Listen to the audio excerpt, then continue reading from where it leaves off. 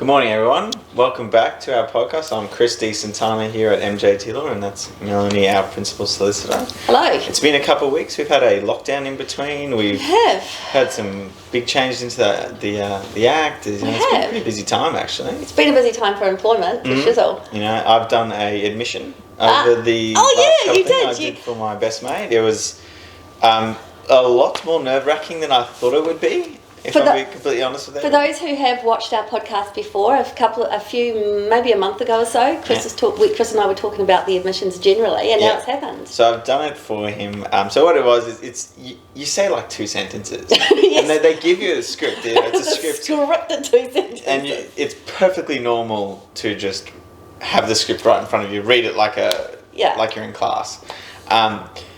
But something about it was just so much more nerve-wracking than any other court matter I've ever done, despite the fact that you probably speak for 20 seconds tops. Have you ever heard of anybody be kind of heckled? Have you ever heard? Not so much heckled, but I caught up with another lawyer that I know, and he was telling me he was doing one 2 months ago earlier in the year, and I don't know if you had ever seen it, but sometimes you're allowed to do you're allowed to add a little bit to that. Like a family member or something like that? Well, they didn't. It started out as apparently as the family member. They would say something like, sounds like I'm moving Joe Bloggs, who is my brother, and we're very close. Then it kind of moved on and people kind of continued to add stuff. And it was, Joe Bloggs, my brother, I know that he's a fit and proper person. He does X, Y, and Z. And then it kind of, you can see whether there's a bit of a slippery slope here. Anyway, this happened 2 months ago, and this poor gentleman had no reason to realise what he was doing was wrong because everyone else had done it before him, and he starts getting into the bit of the rubbish. A bit of background story. We've been friends for blood. That's a lovely guy. He volunteers here and here. The Chief Justice just cuts him off. Says, does he have a recommendation on board? Does he have a recommendation? It was, yeah, and he's admitted. And the day later, a practice direction apparently came out that said, basically, keep the script. Wow. And I thought, that poor guy... He is the guy. He just was on the wrong day, wrong place, wrong time. He is the guy. And this is a little bit like the Emmys, right? Where they start turning down the microphone and letting the music go. It was absolutely that. I mean, I kind of get where they're coming from. But it's needless to say, when I did it, no one even added the family member stuff. And I know that the lady next to me it was her sister. None of that. Just everyone stuck right to the script. Wow. But I can tell you that I was pretty nervous through the thing, and something about having, because I'm quite close to his family, and his family was there, and I think this pressure was just a bit more than normal. It's a little bit like wedding speeches, isn't it? You've got this kind of thing that gets often recorded. And you don't want to be that guy. You don't. You really don't. And if you were to say a speech at someone else's wedding, so as in someone you didn't care about, and you're just doing it on behalf of someone, you wouldn't care. No. It would be the easiest speech on earth. You do it really well, it'd be great.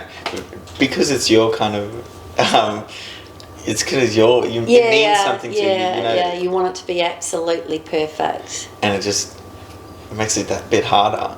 Wow. But yeah, so that was really nice. So that's happened, and obviously we had that lockdown. But what's been going on? Well, it was sync. Like you said, we've got all this other stuff going on. I've had a pretty slow time of it.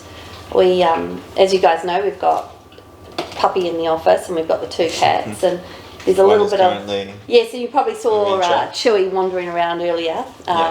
Schrodinger might make it's a bit of a Where's Wally situation. If you can point to throughout the episode when... and Schrodinger might make an appearance at some point. I was thinking about this the lockdown. Yeah. And I was thinking about how for Australians New Zealand has opened up with what we call a travel bubble. Yep. And I read a case. A case came up a couple of weeks ago, and I read it again today, where a lady who owned a farm in New South Wales made an application for trespass for the RAF planes that were going overhead. Apparently, she had when she first moved in, there were like 30 planes a week. Yeah. Which probably was quite tolerable, right? It's like, I don't know.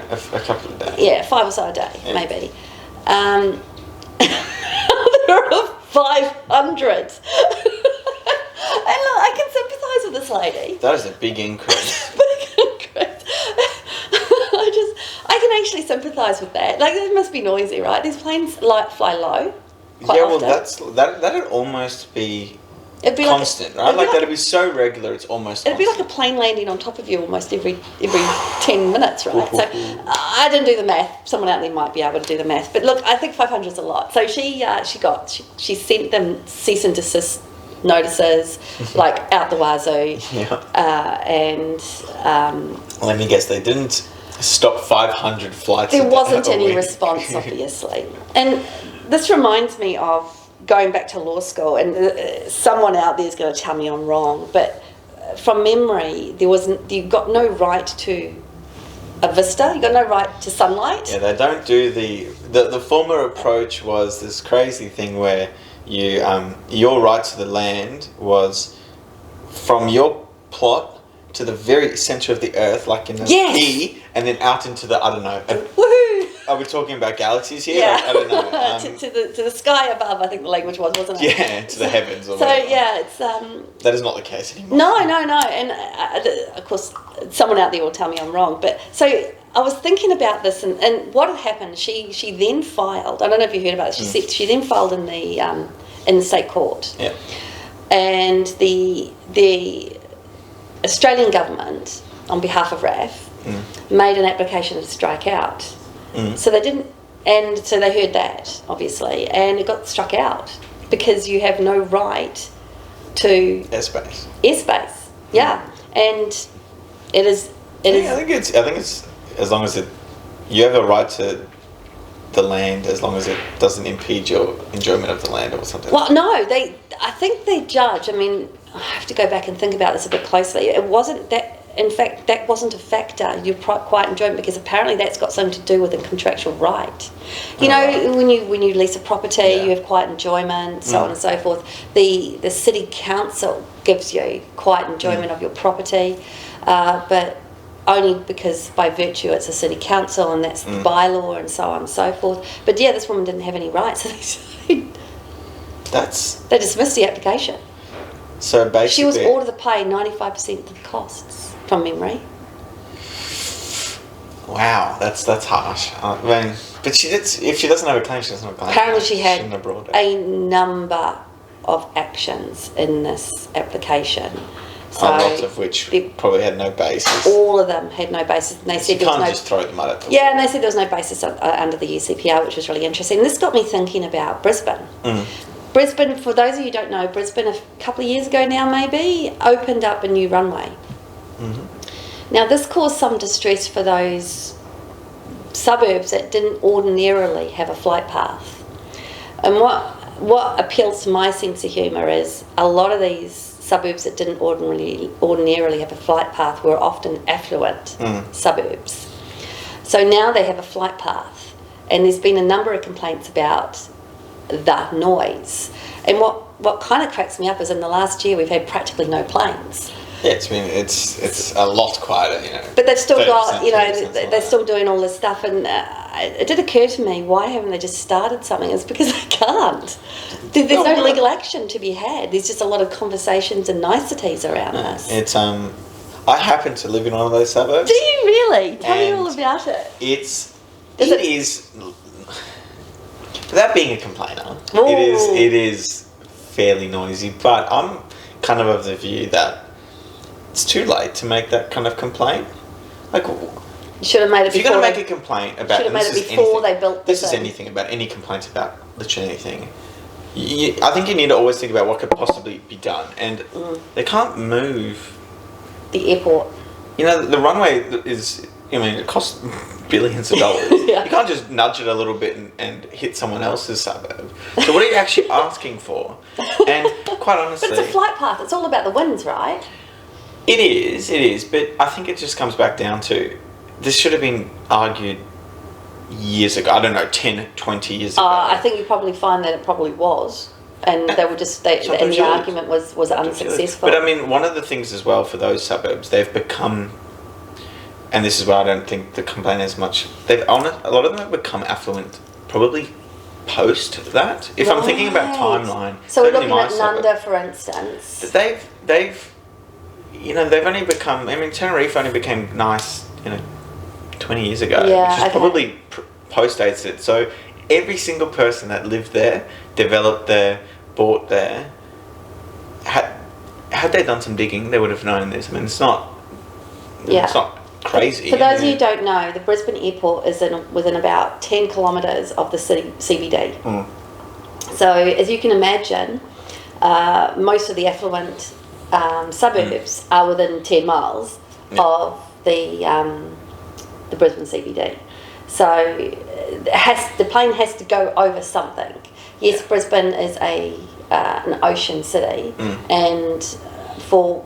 but the interesting thing is the only thing that comes from that ocean is New Zealand. So so they wouldn't, and normally they wouldn't fly over the ocean because all of Australia is on the other side of us. So it'd be rare, right?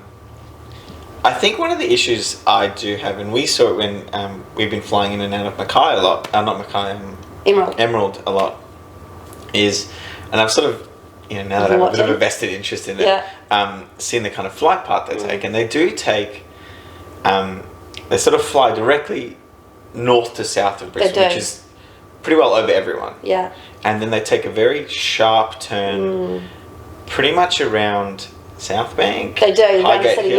You almost go over the city. Yeah, almost. You sort of go near the kind of Indrapillion and go back. And my issue is that I think they're doing that, and they can, which means they're lower to the ground when they are near these suburbs.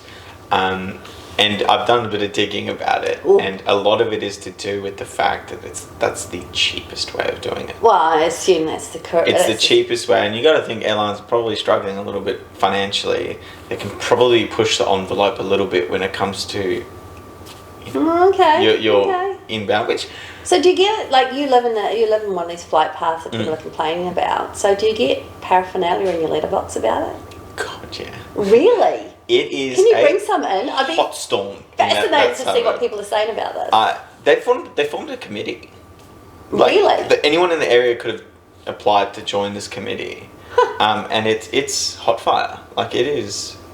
They've stirred a hornet's nest in that area. That is fascinating because for those of you who don't know, Chris lives in an area which is highly built up. Most of it is barely any houses. Yeah, no houses and lots of what do you call them? Unit buildings. Units. I mean, they're not high rises, but you make 4 or 5 stories. Yeah. It's a it's one of these places. If you own a car, you're going to have troubles parking it, and so on and so forth. You learn to ride a bike, right? Yeah. But no, it's a hot storm. Like, it. Wow. Everyone there talks about it. Like, you go to the cafe, they're talking about it. There's a dog park, they're talking about it. Always. And like the fact that it's now just called The Noise. No. You know what I mean? Like, it's you don't have to be specific about it. People just know what you're talking about. Did you hear the noise over the weekend? Yeah. Oh, wow. I can't believe the noise. I can't believe the noise. It was it woke me up at 11:30 last night. There's a lot of exaggerating going on. Like, it's just. I mean, you're in an inner city suburb. I'm kind of of the view that. Surely it's noisy all the time. And almost everyone there lives in what I would call community living.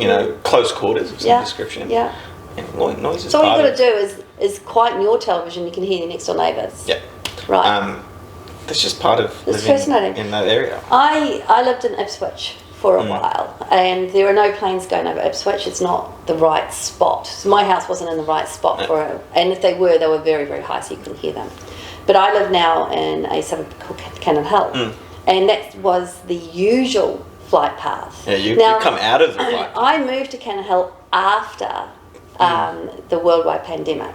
So the airlines had stopped. This is Chewy, by the way. The airlines had stopped doing a lot of work. So I actually don't know what it's going to be like when it all goes back to normal. But it doesn't seem to affect anybody's desire to live in Cannon Hill. Well, that's when this all sort of started kicking off in the new airport got built. That's what was being said from the, albeit from the airport corporations. Yeah, BAC. They were saying that they've done studies with other runways, and it's never affected house prices, because that's really where people are concerned about. I mean, I know it's annoying, but really what people are concerned about is their house price. Is their house prices. And they just said it's never been the case, but I kind of find that hard to believe. Well, I mean, the proof is probably in the pudding. I think you're right. When I was looking, my husband and I were looking for a house probably for about 10 or 12 months. Yes, I remember. It was super fun. But it wasn't even on our radar to make it an people issue. Just don't consider it. It wasn't on our radar. And when we started talking to people about where suburbs were, none of them said, "Oh, Cannon Hill, I wouldn't go there. It's a flight path." Not even people outside of Cannon Hill didn't say that, and the people in Cannon Hill didn't make it a factor either. So it really wasn't on our radar. It's just not a factor. No, I mean we do hear the planes, as you. But it's not a factor when people are buying. Just wasn't. I suppose when you think about it, when you go to buy a place, you maybe go see it 2 or 3 times, if that. I mean, there might not be a plane going. There might not be a plane that comes over. Well, even if there was a plane going over, I don't think you'd be distracted. It wouldn't have stopped me. There were places that we looked at, and my husband is a massive noise snob. He hates car noise. He hates. Let go. He just hates it. He's a Londoner, and he wants. He's a Londoner, and he's still. He wants quiet now. If he wanted noise, he'd go back to London. Yeah, he likes quiet. So we looked at a lot of houses, and we'd open the back door and be like, "Yeah, I can hear the road, chink," and off we go. Yeah. Like he was a massive noise snob, but these planes just don't even seem to affect him. So it's very. I think it's very. It might be one of the, how we hear about confirmation bias. I was just thinking that. I'm wondering if it just hypes everyone up and it just gets more and more annoying because it becomes ticky. Because everyone's annoyed about it. You get It might. I mean, maybe because I don't think I really noticed it before I started getting the pamphlets in the mail. Well, that was the idea of the pamphlets, Chris. It just pissed everyone off. I think it just kind of made you more aware of it, and then. But. Yeah, look, I think it's a storm in the teacup. Well, maybe not. I mean, they seem to be. I don't know. I don't know what they're going to achieve. Well, aren't they trying to achieve that the planes don't go over at certain parts of the day? Aren't they just trying to compromise at this point? Is there a compromise here to be had? Yeah, I mean what they're trying to do. The compromise probably is after 7 o'clock. Or something. What actually pisses me off about this is if this works, all you need to do is get enough people involved. And you get to screw somebody else's suburb. Well, that's one of them as well. So what are you going to do with the... So it's not much of a Benthamite kind of... Oh, God, but that's... the good of all people. When we learnt about all the different, utilitarianism... Yeah. The only one that I ever bought into that I thought actually had any widespread kind of application was, I think it was something called self-egoism. Basically, the thing you should do... when any ethical dilemma is to just do what's best for you. Okay. And the point being, if everyone just does this, somehow it just... It evens out and it evens becomes it right. out, because what is best for you is often what's best for everyone. If you're thinking about, the classic, train, so you've got a train, there's two people on the tracks, and you can kind of pick which one to go. Yeah. And you've got a group of 5 people, and you've got a group of 1. But the one person is your grandmother. Yeah, the dilemma. Yeah. Utilitarianism says wipe out your granny. This one just says wipe out the 5 because you don't care about the 5. No. But it also goes, to be fair, it does also go into a bit more depth. It also says maybe for you should still hit your granny because your guilt will be such. Or your future wife, or... or that guy that was going to give you that job that was going to get you to that position. Yeah. So, and it basically said also this is the only thing that humans are actually able to kind of Yeah, I comprehend. still think making a giant committee with a bunch of people in an affluent area to guilt or get the politicians on board to screw a different suburb who aren't so affluent and therefore doesn't have enough pull is somewhat distasteful. You're asking for people who have the contacts to be able to create. I don't know too many suburbs that could actually form a committee. Yeah, that can create the change to make their suburb better at the detriment of somebody else's. And this is that, and it creates a divide that makes it even a deeper divide between the rich and poor, the have and have-nots. Because it also, and I don't think that's right as a society. no, and I don't think it hits the right people. Like, I don't think that sort of thing will ever land on the desk of someone who makes any difference. Yeah, maybe not. I don't know. A lot of these people might have influential friends who can influence something. But you got to be pretty powerful. Don't know. I actually don't know. To change a flight path would be massive. Well, that would be. We're talking Bjorky Peterson But level of I don't think they're trying to change flight paths. I think they're trying to make the planes restrictions. Fly more often in a different space than their space. Look, I don't know. I was thinking about this lady in New South Wales who basically got her action kicked out because there's no right to it, and it occurred You to me have some sympathy for her. Oh, I have absolute sympathy for her. She was making these complaints that she actually charged them. She had a liquidated debt. She tried to make this a liquidated debt. What? They didn't go into it because, of course, you didn't get the hearing. But what they said is she asked for like $100,000. It wasn't a rounded figure, and it was calculated based on how many planes go over somehow.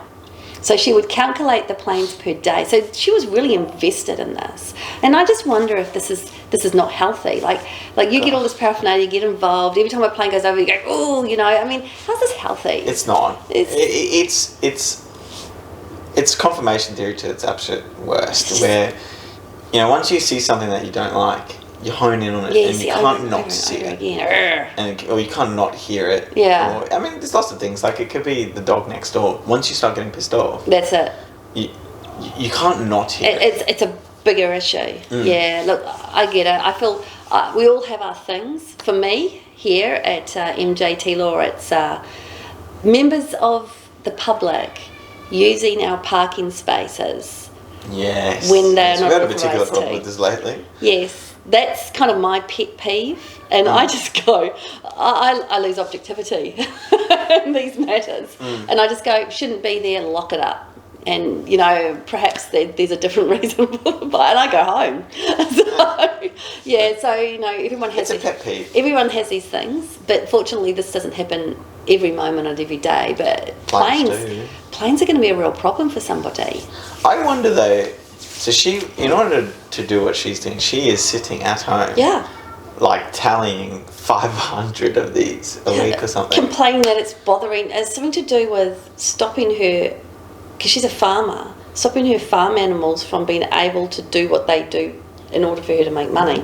Now, I can't remember whether it's like chickens not laying eggs or cows not making babies. I actually don't know what it was. So there's an added element that wouldn't usually affect. She's arguing that these animals are being affected by the planes, and I can tell you that my cats have taken a very long time to get, because I ride my cats to work on my bicycle, and when a really loud truck goes by really close, they're really uncomfortable. So it's not like. I mean, that part of. Unfortunately for her, I think to your person on the street, if you can prove that, I don't know, chickens don't lay eggs with a certain amount of decibels or something like that, to your average person on the street, that would seem like a perfectly fine claim.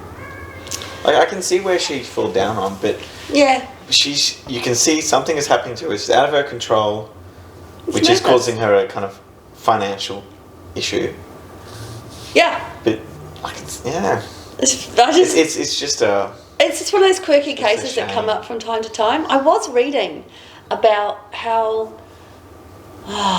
There is a app that people were playing, and you could play with other people. I'm really sorry. This is Nightstand or Firefox or something like that. Anyway, there's this app that everyone's getting into at the moment. They've sold like 3 million things of it, and the company is an Australian-based company, so it's an Australian-designed game. They wanted their app to go onto Apple, so other people could play it. And Apple imposed a particular way of purchasing this product, and also imposed a 30% fee for it. So if you pay $1.99, they get 30% of it. And they took it. They took it to the and it was from the consumer sort of credit code argument that it was anti-competitive and so on and so forth. And it was just, you just look at these cases and they're such outliers, because what happened in this one is the justice that heard it was completely scathing that he had to put a stay on the application so the matter could be considered in a Californian court to decide whether Australian law could apply in the situation. And what the judge said was basically, it's appalling, because what it does is it removes the High Court from the equation, and it shouldn't. It does in this case. But he gave the stay anyway because there was no legal way not to. It's almost that this situation does happen. It might be surprising, but you do just get blank spots of the law where it's just They're fascinating. So, just these outlier cases that get out, like this woman in New South Wales and these poor guys that run this app, and somebody out there is going to email me like 1,000 times and say, it's this app. But yeah, I can't remember what it was called. No, it's madness. It's madness. So what's up? Anything else going on? I've been looking at I watch the news fairly often, and I saw this story about that Coles and Woolworths are... they're saying that they are going to introduce some new kind of algorithms with their self-checkout that's going to mean that less people steal, or I think it's still theft when you put something as you grab a punnet of strawberries and you put it as a potato or something. Well, there was a lady that did that. She had all these barcodes that she put onto stickers, and then sat there and put all these sticker barcodes on, so it looked like she was scanning it, but it was all 10-cent items. God, somebody actually, just on a completely separate note, that's really. I have seen someone at the store once. Have you noticed that a lot more stuff is packaged? Like, yes. It may not be package, but it's like in a plastic wrap with a barcode. Yeah. And it's already pre-weighed. Yeah. And I think it is because I've seen someone. She had a melon or something. No, it was, I don't know what you call it as a collective, but a thing of grapes, a vine of grapes. Yeah. And a bunch. Here you go. Don't send emails and people. What do you call a collective? Amounts of grapes. And she was individually picking off the grapes and putting them into a bag, like a plastic bag, because she didn't want to pay for the stalks. I don't know how much that must weigh, but the stalks, and here doing it, it must. And I thought, wow. I mean, I'm not even sure that was illegal, but it felt it. It felt really not right. And I can see why they've now moved. That's weird, though. It is really I can imagine if someone's got something in there and they put it on and they just hold it slightly, so it weighs less, maybe. Many tricks to it. Although they're quite good with that, because now if you do that and you put it in there, because they're both weighed. Yes. So which is my pet peeve. But anyway. Unfortunately, people have ruined it, because I don't know if you remember when they first brought them in. They were really nice to use because they didn't have all these things so you could it was really quick. And anyway, the point of this was kind of had me thinking about what it used to be. So before automatic, we used to go to the checker and there was there was a person there. Johnny, he's 16. He works. He's a local. Yeah. There are far less employees. And that's what I was sort of thinking was how quickly such a big part of, especially for young people, an employer has. And I haven't seen the stats. Cut like 30%. Their cut would have been huge. And you got to think that would happen in other industries as well, more and more. You know, it's also happening in Kmart, it's Target, all of those stores. And I just sort of think how different kind of our jobs have become, where, you know, it's not so menial. It's I see what you mean. I don't think, because unemployment hasn't gone down. No, it hasn't. This is another, you know, following on from this. I was watching the news this morning. There was a guy on it. There's a lot of discussion at the moment about how overseas workers were propping up the economy and the transit jobs, and one of the arguments that's been made to find staff is stop paying them so little. Just pay them more, because if you've got an overseas worker, I think you're actually lawfully allowed to pay them less depending on the job that they're doing than an Australian there are worker. some sort of carve-outs. There are some carve-outs for visa workers on these 2-year working visas and stuff like that. And look, personally, I don't think that's right. I think everyone should be earning the same amount of money. If there's a standard, if there is a standard amount of money to earn, then that should apply. Because the person still lives in the same society. Well, so also, they're not less of a person. They're still a human being doing that job. Just because an Australian's doing the Australian gets more money, that just seems very disproportionate. Yeah. But yeah, it was just a really interesting argument. Everyone's going, oh well, if we had all these overseas workers, it wouldn't, you know, we would have the work and people would be doing it. Like, yeah, but what about the Australian workers? If you paid them more, they might do the job. I'm not sure there is a direct correlation. I don't think there is a direct correlation. But it can't hurt. But I wouldn't have thought. I think these people were complaining specifically about some of these towns that are made purely on tourism. So you might have somebody there for a month and it's all cafe workers and, you know, that sort of thing. So you would think that if you were able to, there would still be people moving around doing that transit work. Or that wouldn't be so transit. You might find somebody in Early Beach, for instance, to do the job that you would normally pay someone half the price to do if they were from over. Do you know what I mean? I think the problem with those, I think it's almost too simplified, because towns like that, the clientele or the... This is Schrodinger, by the way, everyone. The clientele or the customers are transient because it's seasonal. But so are the staff. Yes. So, you know, let's say that's broad numbers. It takes 1,000 employees in the entire town to satisfy the demand. Yeah. You know, 500 of them might be equally as transient. You know, they're coming. It's kind of a working holiday, whether they may be foreign or Australian. So it's not. You can't just say, well, now. Well, we've got all these jobs for locals, because the locals don't live there, and I don't think people are going to just up and leave. Also, the locals probably have jobs. They're probably the other $500, because that's why they live there. Yeah, they're doing something else. Yeah, look, I don't know what the answer is, oversimplified. but it kind of interesting how what you're bringing up is employment has changed, or is changing, and it's changing for a number of reasons. One of them is innovation, and we all know that, and that'll never stop. And that will never stop. They reckon that, you know, 90% of a paralegal's job can be done by a computer, which I'm really sorry, paralegals, but they're probably right. Fortunately, our job, only like 20% of our job can be done by a computer. But right. I'm not so certain about that. Well, I don't know. I mean, I know there's that guy in England who's created this robot to do debt claims, but I think it's more so that there's more resources out there. I think, you know, we've spoken about this, that certainly in law, I think the work is becoming harder. Yeah, I think you're right. I mean, if we look at all industries, Australia has a huge energy resources space. Yeah.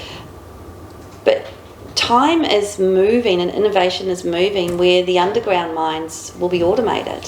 All of them will be automated. Just like the ports. Port of Brisbane is completely automated. There's like 5 people who work there now. It used to be hundreds of people there. And therefore, you know, we need to start thinking about what might happen next. Just like the Woolworths staff, where have they gone? Well, that's kind of where I'm really interested, because I mean, I know unemployment goes up and down, and we've had a worldwide pandemic which affects it, but you're not seeing it because innovation gradually grows. That's right. Across all industries. We've got better at it. You would think so would your unemployment, but it hasn't. You just haven't seen it. It's fairly stable. And So why though? where are they going? I don't know. I can only assume there are just more employers. There's a lot of small business in Australia. Massive, massive numbers. 80-ish% of Queensland businesses are small businesses, micro businesses. Yep. So maybe they all bugger off and start their own jobs, and they're happy earning 60, 70 grand a year because they don't have to work that hard. Maybe. I'm saying they. I don't know who they are, by the way. But I think it's perfectly plausible to think that instead of Woolworths, let's just say hiring 10,000 people, they now only have 5,000. The other 5,000 are now working for different employers who have created who've jobs, created businesses. Like money creates money, and there's just because it's weird, right? Because where do they go? They being some unknown person that I can't identify. I actually don't know. And maybe it's the case that Woolworths have transitioned them into other roles to better their service in other ways. Yeah. I'm not so certain. I mean, I'm not seeing more people in the deli, for example. I'm not seeing more people in the bakery or whatever. Yeah, I don't but know. Maybe they're pumping it out quicker. Maybe there's more people in the back. They do also have the pick and collect thing, which they didn't have before, which would be, there's some stuff involved there. Yeah, I don't know. I actually don't know, but it is interesting. I worry about youth underemployment in these sort of environments, and maybe most of the jobs that have been lost are from people who wouldn't normally, because we only know unemployment numbers through the government sort of information spaces. Like they might be on Centrelink, or there might be this, might be that. There is a lot of people out there who don't do that. For instance, you might get someone who is 20 years old, still living at home, being a student, loses their job. They just wait until the next job comes along. Well, I suppose I have some personal kind of experience in that because I suppose for the viewers that I was born and grew up for some of my childhood in South Africa, and for very different reasons, a lot of the population don't work until they graduate. Right. So they don't have the idea of doing a casual job as a teenager and kind of earning $200 a week or whatever, and partying or whatever, just isn't a thing there. Like none of my cousins, none of my family worked until they kind of moved into the area of their career that they particularly wanted to go I'm not into. sure that's a great idea. Maybe I thought it was bad. I thought it was it's and weird. it wasn't because they wanted to. It wasn't because that's just what the go is there. It was just simply basically the problem is it because schooling takes so long? Because I know in a lot of Asian countries they go to school like 6.5 days a week, so there's no time to work. Their problem is simply their minimum wage isn't. They don't have anywhere near the controls that Australia does, so you can get away with paying people like $2 an hour. Yeah, stuff like that, like third world country stuff here. Yeah. And why would you hire a 17-year-old, both of which are going to pay way under what is a living wage, but let's just assume they both want to earn that amount. Why would you earn that when you can get a 30-year-old who is a bit more stable, they're probably going to be a better worker? Oh, I see. Why would you? So, because you've got all these basically older people who will still work those jobs, they'll work that, a cafe. And they need it more. They do need so more. They'll put up with far more. more likely to stay. I think on most people would agree you'd probably hire the 30-year-old one. It's interesting, isn't it? Which means there's just not that market for the That's for the fascinating. young people, and I think it's really bad for them because it means you have someone who's going to be 25 years old. They're going to finish their accounting degree. They're going to join a firm, big four, firm, whatever, perhaps. And they've never worked a day in their life. And I'm not exaggerating when I say never worked a day in their life. Yeah, it's a real cultural. They've never earned $1. It's a massive cultural shock, isn't it? I started my paper run when I was 10. I'm no longer 10, but I've basically worked my whole life since I was 10, and you do get this sense of, I don't know, maybe just putting up with shit. Like as an employee, sometimes you just have to put up with shit. It's backbone. Yeah, you just have to put up with shit. bad shit happens at work, and yes, I understand bullying is a problem, so on and so forth. But let's just set aside that and just say that your boss just tells you to get on with something, and you don't want to do it. You just learn to get on with it. Just kind of putting up with. I don't know. I prefer. I think it's great. I think it's one of the loveliest things in Australia that most young people work. See, I don't think Australians work enough. You reckon? Yeah. Because where I'm from, we work a lot more as teenagers and as young adults. For instance, here in Australia, you can't get a job until you're over 14 and 3/4 or something weird like that. You're actually prohibited. Yep.